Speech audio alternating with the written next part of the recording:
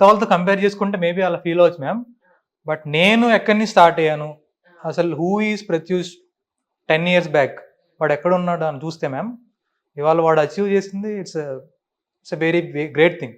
నేను ఒకానొక పొజిషన్‌లో మేము గుంటూరు మెడికల్ కాలేజ్‌లో గ్రాడ్యుయేషన్ చేశాను. ఒక రూరల్ క్యాంప్‌కి వెళ్తే అక్కడ ప్రైమరీ స్కూల్‌కి వెళ్ళి చెప్పాలి పిల్లలకి ఎడ్యుకేషన్ గురించి. టీచర్ ఉండి "ఏ ఊరు బాబు మీది" అని అడిగారు. సార్ మాది పక్కనే సార్ సత్తెనపల్లి అంటే, "ఓహ్! సత్తెనపల్లి నుంచి కూడా వస్తారా డాక్టర్స్? ఓహ్! సత్తెనపల్లిలో కూడా గవర్నమెంట్ కాలేజ్‌లో సీట్లు వస్తాయా" అని. ఓహ్! అంత లెవెల్ ఆఫ్ ఆ పొజిషన్‌లో. సో, నేను అక్కడి నుంచి ఇవాళ ఐపీఎస్ వచ్చే స్టేజ్ ర్యాంక్ వచ్చిందంటే, సో, నేను హ్యాపీగా లేనంటే ఐ యామ్ టెల్లింగ్ లై. ట్రూ. అంటే ఐఏఎస్ అవ్వాలనా మీ ఉద్దేశం ఇప్పుడు? ఐఏఎస్ అవ్వాలనైతే ఉంది ma'am. But IPS I'm very happy with it. కానీ అగైన్ ఇప్పుడు ఈ మంత్ మళ్ళీ మేనిఫెస్ట్ చేద్దాం మ్యామ్. ఏమైతుందో ఈసారి లాస్ట్ నెల 1 ఇయర్ ఉంటా నేను మేనిఫెస్ట్ చేస్తాను.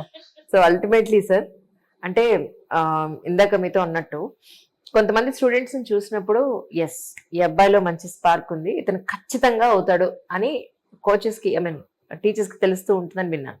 నిజంగా అనుకున్నారు ఆ అబ్బాయిని చూసినప్పుడు? ఖచ్చితంగా మేడం. ఎందుకనంటే 2023 ప్రిలిమ్స్ అప్పుడు, 2023 మెయిన్స్ అప్పుడు నేను చూశాను ప్రతిరోజు. అట్లీస్ట్ 3 డేస్కి ఒకసారి అయితే నేను నోటీస్ చేశాను అనమాట ప్రత్యూష్ని. సో 2023 మెయిన్స్ క్లియర్ అయింది. మళ్ళీ 2023 ఇంటర్వ్యూకి వెళ్ళినప్పుడు నేను చాలా గట్టిగా నమ్మాను. ఎందుకనంటే చాలా హానెస్ట్గా ఉండేవాడు, తనకు జెన్యున్గా ఉండేవాడు. మనము పేరెంట్స్కో టీచర్స్కో జెన్యున్గా ఉండాల్సిన అవసరం లేదు, మనం జెన్యున్గా ఉంటే సరిపోతుంది. అలా